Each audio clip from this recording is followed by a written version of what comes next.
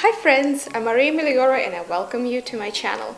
Today we're going to talk about one of the most timely perfume hacks that I discovered roughly over a year and a half ago, and I managed to talk about it somewhat on my other channel, but not here. Maybe I mentioned it once. So for some of you, it's a well-known, well-kept secret in the perfume community. To me, it was a revelation, absolutely revolutionized the way that I was blind buying and sampling many perfumes with minimal cost, minimal regrets, and the minimal amount of bottles that I needed then to find a second home for.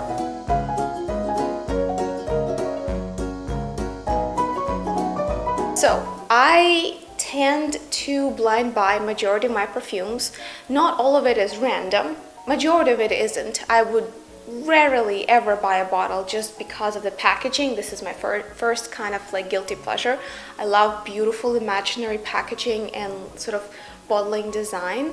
The second guilty pleasure of mine is buying perfumes by notes or sort of relevance to a perfume that I already like. The third one, the kick that I'm on probably for the last 4 months, is trying to find really good, interesting, or maybe even niche level unusual perfume classics that you might not find in department stores or Sephora, but let's say 10, 20 years ago they were all of the buzz, everybody wore them, they were sort of the Baccarat Rouges of the time, or Dior Poisons of the time, Chanel Chances of the time. And now you can buy them for hugely discounted price because the formulas have been they're too long on the market to be that expensive. The exception is Chanel perfumery and some of the older classics by Guerlain and things like that, but even that is pretty affordable these days. So given these influences of why I blind buy perfume bottles, I really needed to find a way, because especially with the older classics or budget-friendly perfumes, it's so easy to spend $100 and get, let's say, 8 bottles, 7 of which you just don't know what to do with right off the bat. You smell them, it's oh, okay. So here's the secret. Here we go. What I do, that I look for either private sellers on eBay and yada yada, or Mercari, or in known to us perfume outlets, bath products or skin body care products. I'm gonna show you my stash and talk to you about the new purchases, the older purchases, but for now just let me explain why I do it and how it works. So when you get a bottle of a shower gel, and here we have my new purchase, which is Vintage Bloom by Jessica Simpson. Jessica Simpson has a line of, I would say, roughly 10 or so perfumes. Each of them is not expensive. However, imagine if you really want to get into sort of the budget-friendly perfumes that Jessica Simpson created. I can buy all 10 of them probably for $6.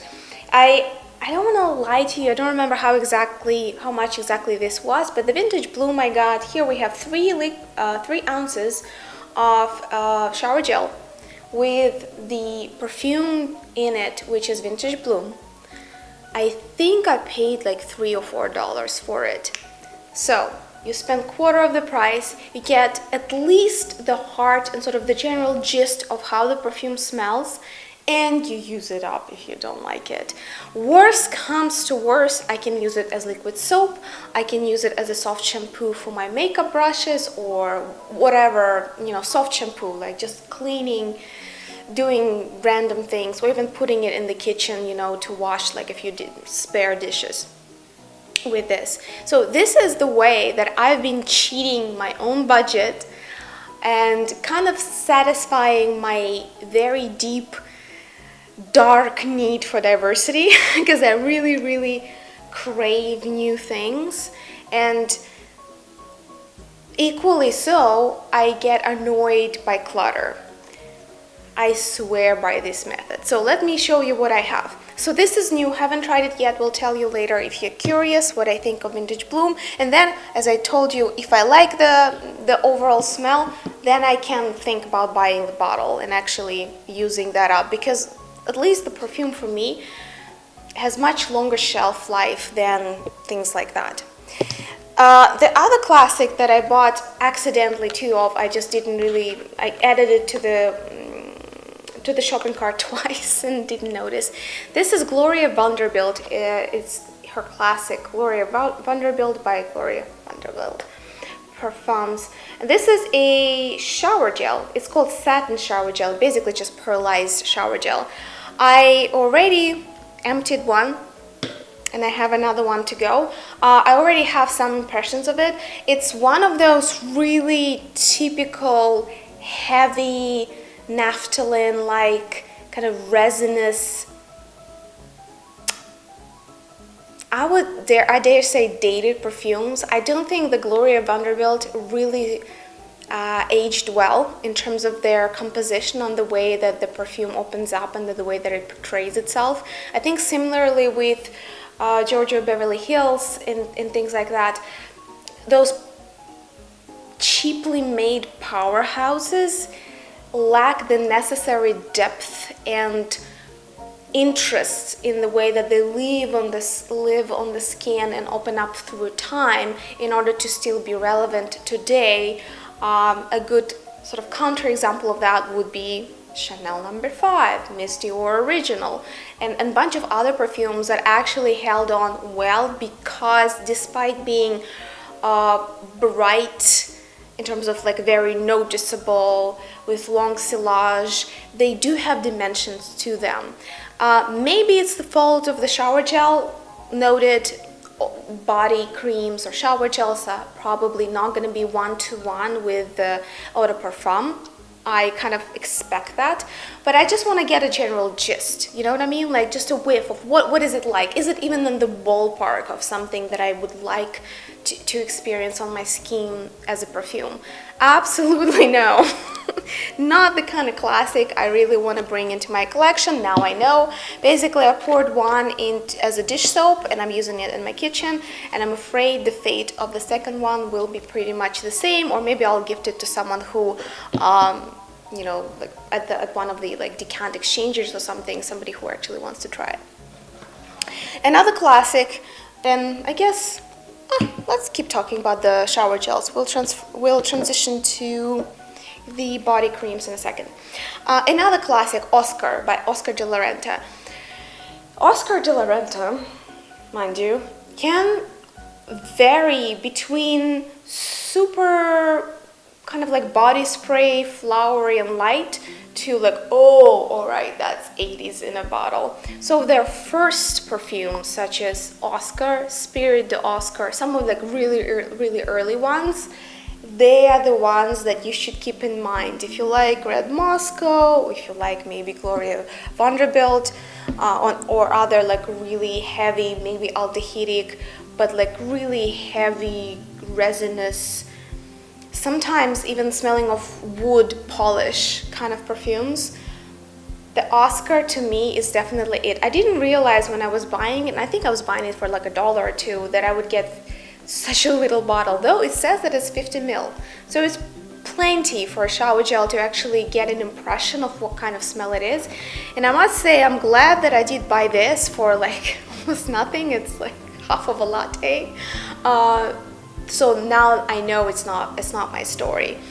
There will be plenty of old classics that I'm going to show you today alone, and we can talk about like really budget-friendly classics that are worth purchasing blindly. If you're interested, leave a comment below. I will consider making that video first because I have like a whole list. Anyway, the Oscar de la Renta Oscar is just not in that list, so to speak. So I'm gonna use it up, and that's gonna be the end of that story. All right, next, this one.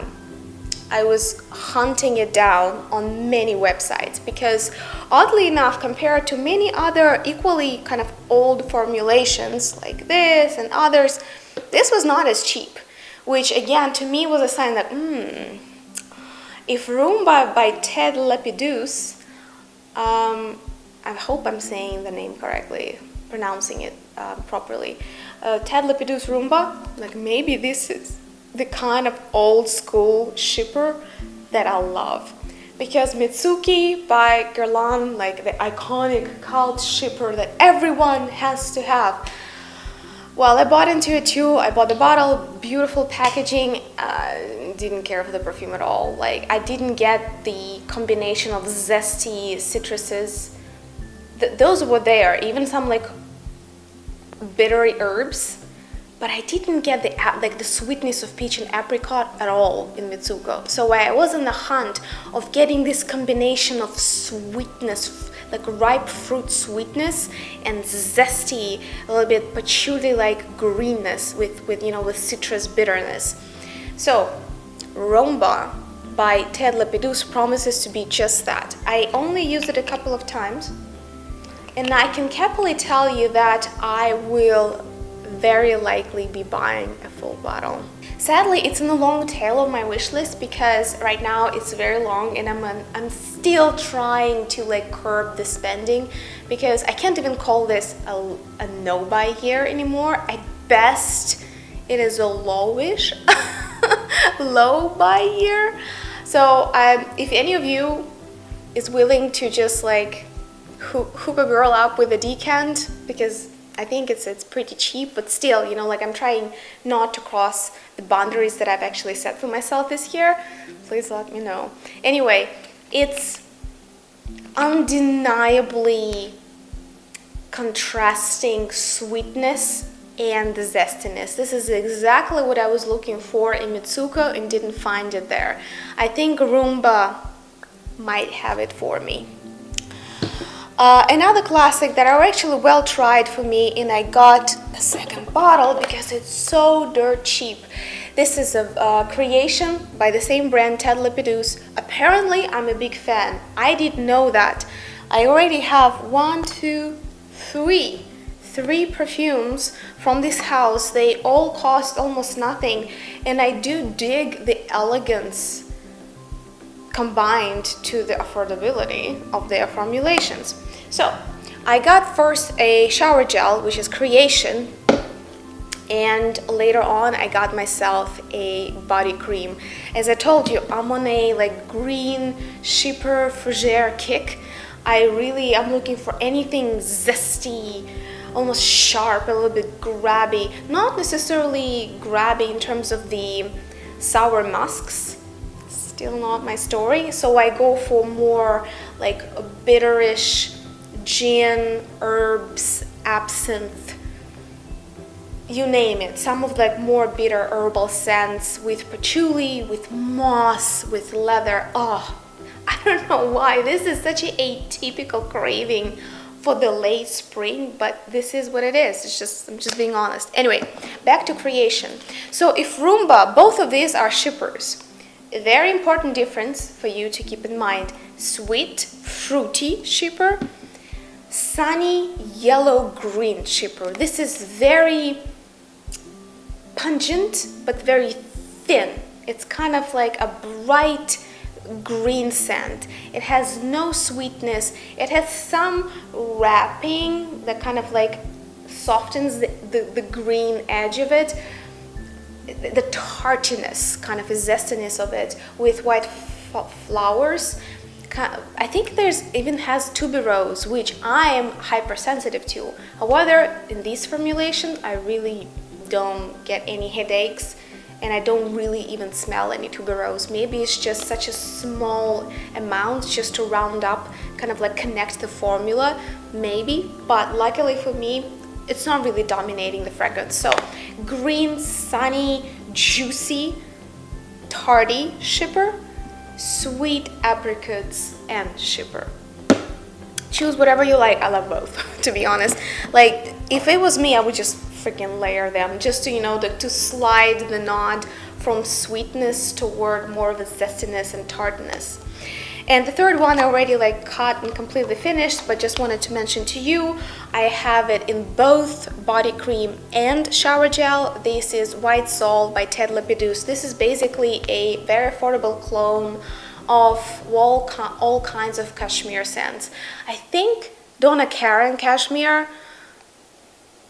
they're not identical, but they're very they're brother and sister. It's like that family of very soft, soothing, creamy, very kind of plush, ambery scents There's nothing there that sticks out, but it's not overly sweet, it's not overly resinous, but it still has its presence. It's like luxurious skincare. I already have, as I told you, I have it in gel, shower gel. I have it as a body lotion that I already finished, and I have it now. I have a bottle of the perfume as well because I loved it a lot. This is like my nude, kind of like cashmere nude category of fragrances. Okay, let's move on. I have too many things to show you.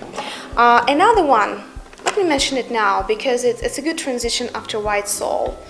So White Soul by Ted Lapidus and this one fall, I would say, in the same category. And this is apparently, again, as it turns out, together with Ted Lapidus, one of my favorite budget, like a step up budget designer fragrance brands that is crazy affordable because nobody knows about it. So now you know, don't tell anyone. I don't want the outlets to raise the prices, okay? So Jil Sander makes exquisite affordable perfumes.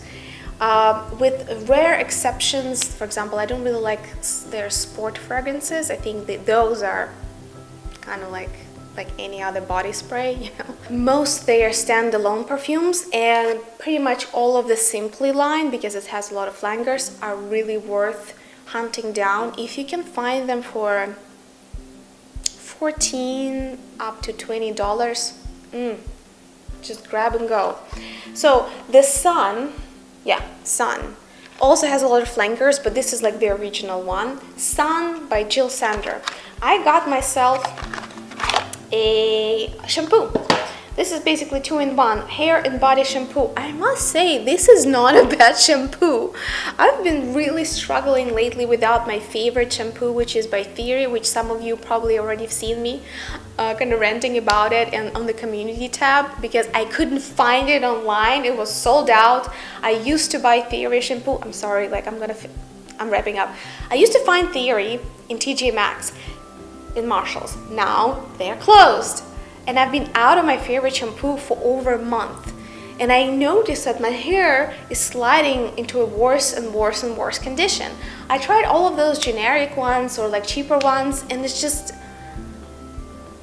I'm surprised to say, I dare say it's not the same. I thought shampoo didn't really make that big of a difference, to be honest, in the hair care, but it does. So when I was buying Jil Sander Sun, I was kind of like, know if I will actually use it as a shampoo. Maybe as a shower gel, maybe like to wash my hands.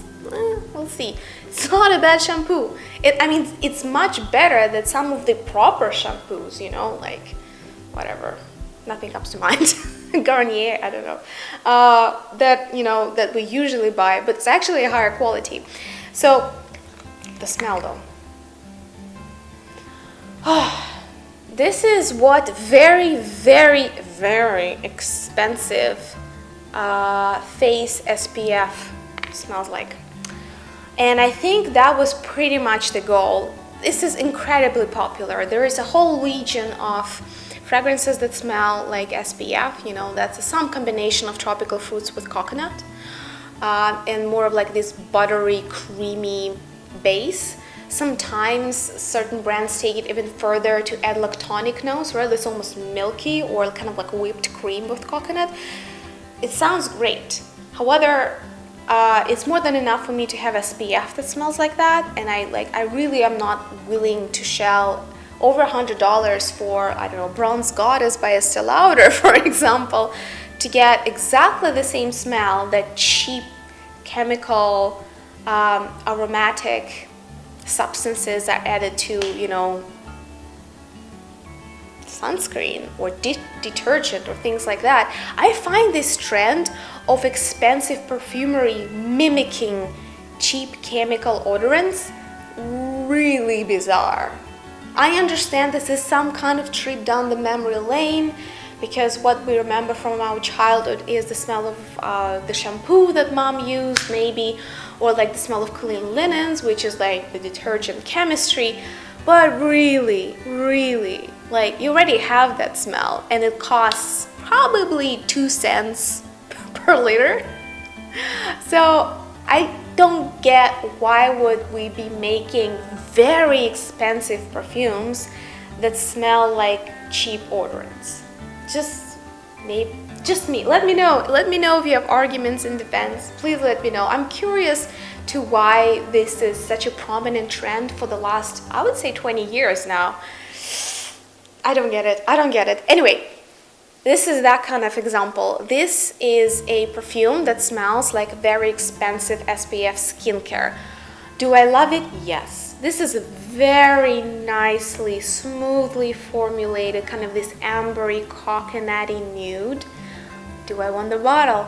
Yes. Would I buy it for the same price as like some coconutty niche or bronze goddess Estee Lauder? No. Luckily, Sun by Jill Sander, the eau de parfum, costs I think $18. Tell anyone before I buy it. Okay, once I buy it, you can tell everyone, okay? But for now, at this point, I'm so in love with Jill Sander formulations. And again, I'm not saying that they're genius. Let's kind of like keep things in perspective. For the price and the packaging and the quality, I think these are really up there as designer perfumes for under $20 prices. For under $20, this is amazing. No, let me correct myself. This is fucking amazing, okay? Because I see so many niche houses that are doing the same things and it costs over $100. And if I didn't know any better, I might be seduced, to consider that, because some of these scents, just like Sun here, they're just very comfortable. They're easy to wear. They don't smell cheap, and yet they're easy. This is exactly the comfort zone. Once you get a little bit tired of powerhouses, beast modes, complex 30-dimensional niche perfume, or some really prominent and kind of grabbing attention classic, this is really pleasant to go back to, but I really don't want to spend large amounts of money for it. So for the under $20 price tag, oh my god, I want them all. I'm kidding you not. It's really hard for me right now not to just clear out the shelves of Fragrance.net getting all of the Jill Sander perfumes. I haven't tried them all, mind you, but all of those that I've tried so far, so nice, just nice. All right, I'm trying to speed up, but like me likes talking, Anyway, Blue Marine Inamorata. It was really cheap. I remember that Blue Marine used to be really popular, I think in the late 90s, early 2000s. And I do think that they have a slightly different lineup in Europe versus United States. Unfortunately, United States got the short end of the stick, and we here don't really know the Blue Marine brand for the best of the best that they could offer. For example, they actually fairly recently, in the last 3 years, issued a beautifully packaged perfume that's called Danger Rose. This is thought to be a clone, or at least a close brother of a very affordable one in a much more interesting packaging of L'Artisan Parfumeur Rose Privée. So the Danger Rose by Blue Marine is at least rumored to be this fresh green rose, like a morning one with a little bit of greenness in it. I'm dying to get that bottle of that perfume. I like the description, I love the packaging. Not available in the United States at all. I found a few eBay sellers that were selling it for like $100, while you can get it in Eastern Europe for $20. This is ridiculous. Anyway, Blue Marine Inamorata, I thought, I'll try something that we can get here. Maybe, because it's going to be another underrated gem that I'll discover, like sort of a designer house that sort of got left behind with all of the kind of desire of the fashion world for new names, like new all the time. Unfortunately, not much to report. Inamorata is what I call like obesity in a bottle. This is the perfume equivalent of really stale French fries in food, you know, for foodies.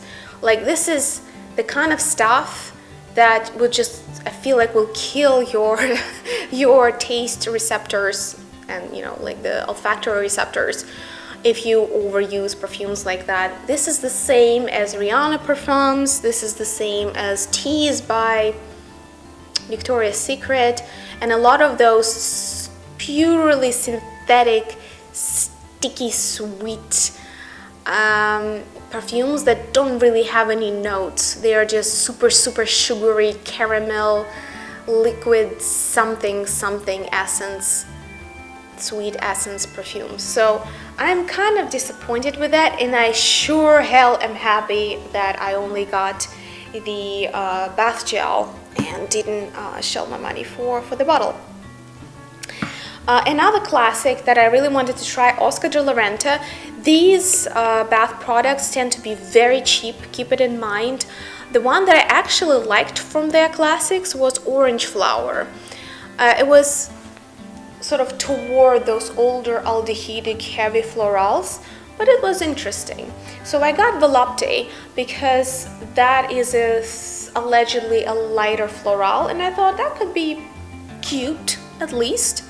And I got myself a body lotion. I'm going through body lotions like nobody's business these days, because, you know, like a lot of cleaning, washing hands. So body creams, I think I'll need to order like another box of various body creams, which, so indulgent. I already have a list of perfumes from like perfume houses from which I'm gonna look for body creams. I got myself an excuse. Anyway, Volupte turned out to be quite liquidy body cream. I don't really expect much of these, you know, I'm mainly buying them for the scent and minimal utility function. So I can't really recommend it for its lotion properties, but it's kind of like indiscriminate, light, romantic floral.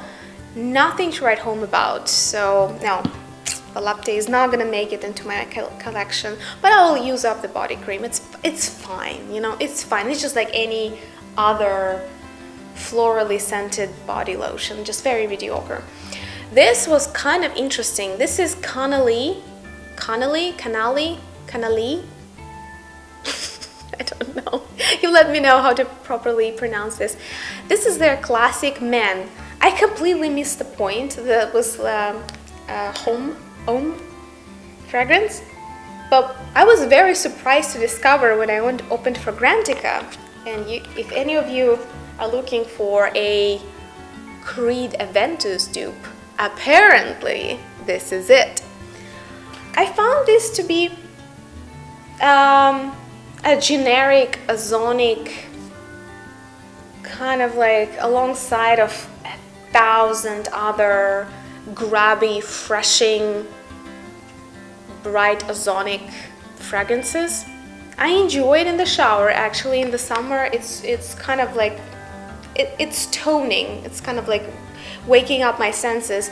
But there's nothing really about it that would call sexy. So if this is truly, and you guys let me know if you tried it, if it's truly a Creed Aventus clone, because I've never tried the original. I never had a chance to try Creed Aventus. I heard a lot of bad and good things about it. If this is close enough, I don't get it. To me, it's just so nothing. It's like, yeah, just like any other men's cologne. How can you even tell them apart? And I appreciate the freshness of it, which I guess comes handy, but I think regular showers for guys are way more sexier. Just my opinion. This is a set that I got. I cheated. I needed another body cream and a shower gel, and I thought, well, for the same price, you know, you can see how crafty I got during the Nova year. This is sad. Like There's no excuse for me. So, do we have here? A beautiful bottle, the whole set by Aubusson. I hope I'm saying it correctly. Aubusson.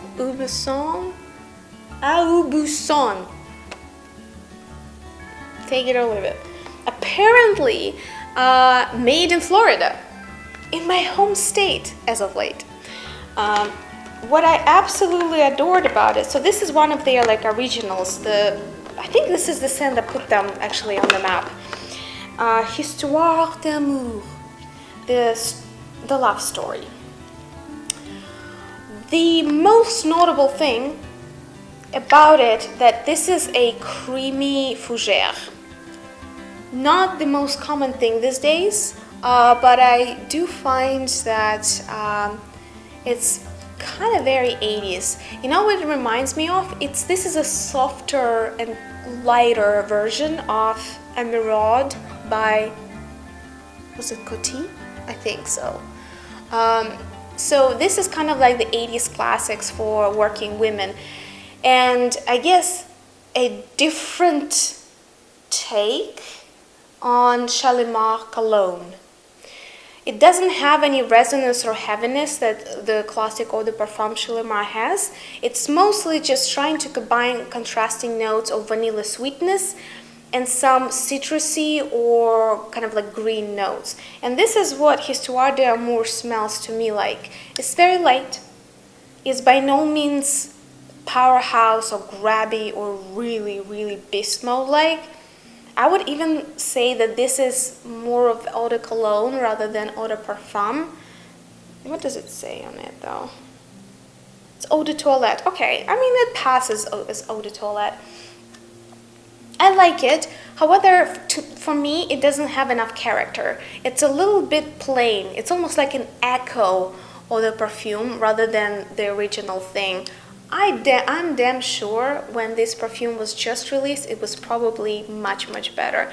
This smells to me like 10th reformulation with, you know, like kind of like cutting down the budget from like 50 cents to 8 cents per liter. Because there are signs of genius here, but this is so diluted that you can only get a faint hint of something interesting. However, for summer, if you're looking for vanilla fougère, which is by itself pretty unusual in the modern times of liquid caramels, might be it. Bottle is beautiful, costs I think roughly $10 to $15 per 100 ml. That could be a really fun buy. Again, it's not offensive, it's not too patchouli, it's not too sweet, it's not too green, it's just, you know, it's kind of like, nice. And sure enough, I got myself a shower gel and a body lotion as well that I actually been enjoying quite a bit. All right, we're finishing up. I'm just gonna show you a few of my, oh no, three of my recent favorites.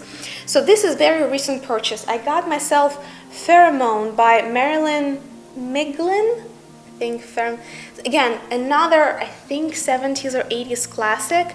I was very afraid that it would be a similar story with Gloria Vanderbilt and I would be stuck with something I just can't stand. However, I must say, this is the kind of classic that even though I feel they belong kind of to the same overall direction, I dare say it's the same family of the perfumes, I really like the flowery, kind of more romantic and free, kind of freely touch of Pheromone over Gloria Vanderbilt and some of the other similar things. So I've been hugely enjoying the shower gel and I am thinking about a bottle at some point. All right, two more expensive favorites, which I am dying to buy full size bottles of, where my love for the perfume actually started from buying a sample. So this is classic Bottega Veneta. I got myself 4 travel size shower gel bottles and I absolutely love it. I feel like I love it in the shower even more than I would enjoy the perfume. Some scents just work in the shower so miraculously well. This is my second one that's empty. I have 2 more in my stash and then I'm out. And the other one that I'm dying to find on a discount, but no luck so far, this is Penhaligon's Quercus. I hope I'm saying it correctly. Quercus. Quercus? If I was pronounce it as Latin, Quercus? Quercus? That was actually a travel size that I got in one of the boutique hotels that I was staying in New York. It was a long time ago. Again, every time I mention Italy, New York, or any places I traveled in the last year, I'm just like, one day we'll be all right. Anyway, and that hotel had Penhaligon's servicing them with all of the shower amenities. That was a bliss. So I got myself like several sets of Quercus and I fell in love with the smell. Again, this is another situation that this is a body cream. I also had shampoo and a shower gel and a conditioner. Shampoo, not a good quality. Shower gel, good. The best thing of all of the bath products by Penhaligon's, I feel, is their body lotions because they moisturize well and they smell divine. I almost feel like the Quercus in the body lotion smells better than the perfume itself. There is something in the body lotion formulations that you take any perfume that is too much for you, you buy it as a body lotion, it will take the edge off. The same way, I can't stand Mon Guerlain. It's too kind of like obesity in a bottle, sugary sweet for me. Body lotion, beautiful. It's more creamy, it's more milky, it's softer. The same with Quercus, the same with basically any strong, powerful perfume I can think of. So this is a hint for you. If there is a fragrance, be it Amouage, also a lot of affordable shower gels and body lotions out there by Amouage that costs, I would say, roughly between $30 to $50, much cheaper than a full-size bottle, right? A lot of memo options, basically a lot of hyper luxe and niche perfumes can be found, not all of them, but a lot of them can be found in these formulations. And to me, this is just a godsend. In the world where for some unknown to be reason, it's very hard for brands to issue samples. Some brands are better at it than others, but like I heard that some of the niche brands intentionally don't make sampler sets or even gift samples with a purchase, which just blows my mind. This is like self-sabotage at its prime. So in the world where we're struggling, like people who want to buy perfume like me and you, people who want to sample new things, rarely can do it. This kind of stuff, that's a game changer. Let me know about any of our great finds or like well-forgotten classics in the comments below. I would love to hear your recommendations for me. I hope you found this video at least somewhat entertaining or useful.